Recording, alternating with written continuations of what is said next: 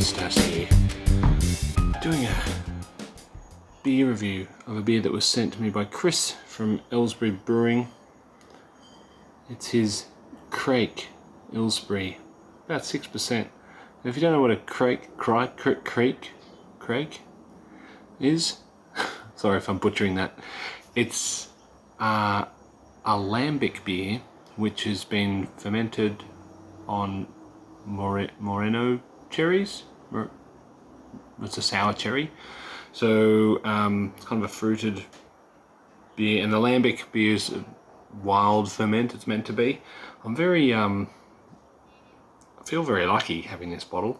It was brewed in December 2017. 2 degrees. I'm assuming, I'm not sure, that's maybe it's been fruited at 2 degrees, February 19, bottle conditioned with the CBC1 yeast, which is the cask bottle condition yeast from Brew, in June 19. So this beer has been moved about. So let's get it cracked. I normally do these live, but looking at my video feeds, it's just a whole bunch of live video reviews, and probably people are getting sick of them. Anyway, let's get it cracked. Nice little hiss. I can smell it from here. Oh, look at this. Now I had, oh okay, it's not the colour I was expecting. Now the light is probably playing funny buggers here because of the fires. It's very orange light. There's no fires near here, well, 50 k's away across a lake, but yeah, there's a definite smell of smoke in the air, and you know, thoughts going out to anyone who's affected by the fires. They are quite terrible this year, from sort of central New South Wales all the way up into Queensland. They reckon there's been 3 times as much property damage, as much property damage as the last 3 fire seasons combined. Anyway, so it's beautiful clear beer. I stopped just before I saw some sediment creeping out the bottle. I don't know if you can turn it around a bit. Yeah, that's a better illustration of the colour. It's like a burgundy red. Yeah, burgundy, I would say. A little bit of carbonation there. Let's get a smell. Definitely getting lambic quality. A bit of skunk on it though. Maybe as like a slight vinegar note. It might volatile off. Give it a swirl. Yeah, I think I am getting the cherries. It's got a dusty, almost like a wet hay skunk on it. Anyway, I'm intrigued. It's smelling good. Cheers, Chris. I'm going in.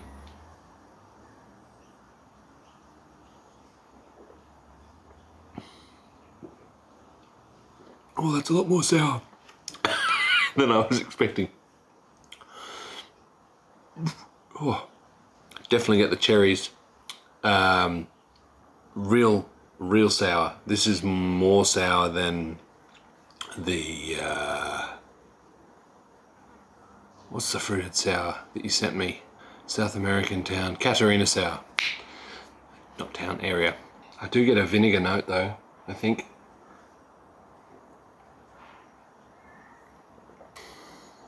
Do get the cherries, absolutely. Oh, it's so tart though.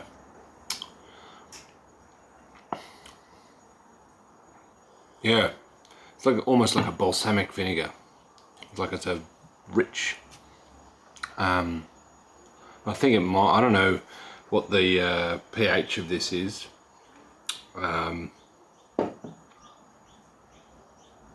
Should I go and test it? Yeah, frig it, I'm going to test it. Right, this would be better. So I guess this might be nice opportunity to talk about this. Now, I was going to do a review, I've shot a review of this pH meter. I was originally thinking that it was not like the crux of it is I like it in every way except its accuracy is only a pH of 0.2, and when you're trying to use it for getting a mash pH, which is 5.2 to 5.6, unless you're hitting 5.4, which could be 5.6 or 5.2, it's sort of not really useful for that. However, I've been testing this with a couple of other pH meters, and this does have 2-point calibration, and yeah, you just have your auto calibration happening, which means that it is more accurate than that. So it was always really close, like to the closest 0.1 to one that displayed to 2 decimal places. So I actually quite like it now. I've gone from not liking it, well, I like it, but think it's a bit useless, to thinking it's alright. So let's have a look at what this pH is. Oh yeah, look at that. 2.8.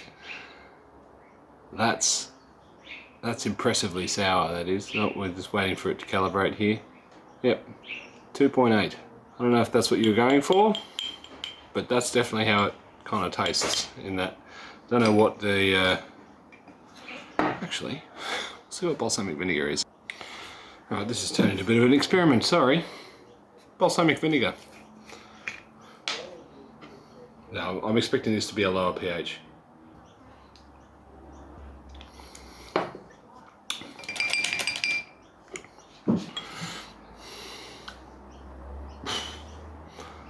Not by much though. Yeah, 2.7. Wow. Not sure what you're aiming for. It's been a long time since I've had a Kriek, and definitely since I've had a proper Kriek. And knowing Chris, I think he was going to do the proper Kriek.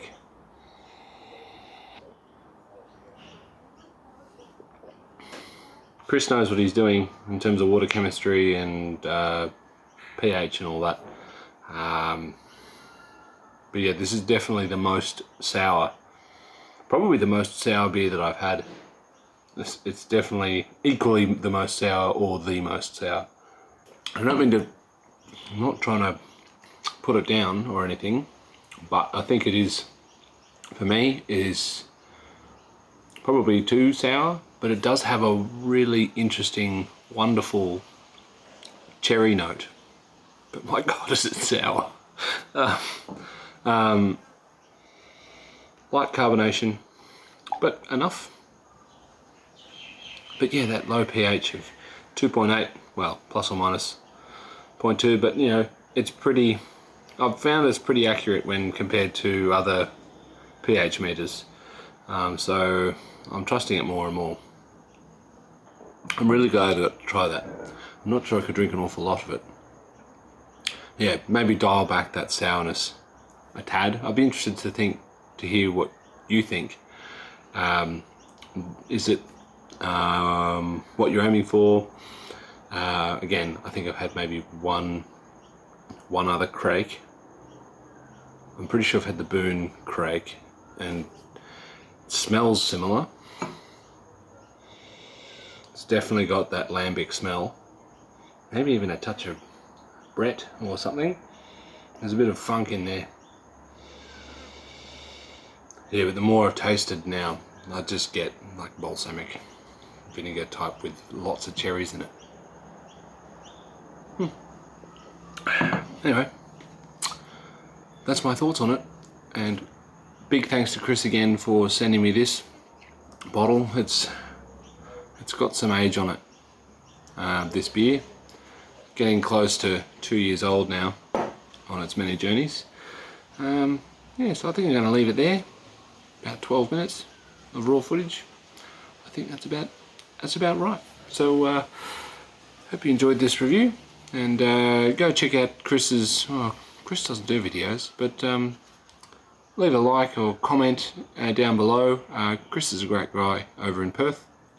If you're in Perth, look him up. He's a great home brewer and a lovely chap. So I'm going to go before I rabbit on any further, and I've got to cook dinner.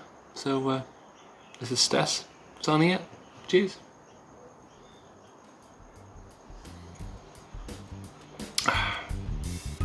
The sourness does get easier when it doesn't hit you in the face and you know what's coming.